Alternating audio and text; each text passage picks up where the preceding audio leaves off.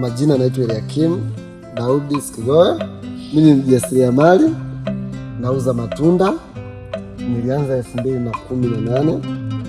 Mauzo yalikuwa yako chini kutokana na miundombinu niliyokuwa nafanyia biashara. Tilias pamoja na Taha walituona sisi vijana, wakatupatia vibanda mwendo, na vilevile hata kipato kimeongezeka kutokana na ongezeko la wateja kwa kutuamini, kuona tunafanya biashara katika hali ya usafi na mazingira salama. Nashukuru Tilias pamoja na Taha kupitia Usisha kwa kuweza kutusapoti vijana kwa vibanda mwendo ambavyo vinaenda kuinua kipato vya vijana na ongezeko la vijana kuweza kujiinua kiuchumi. Nashukuru sana.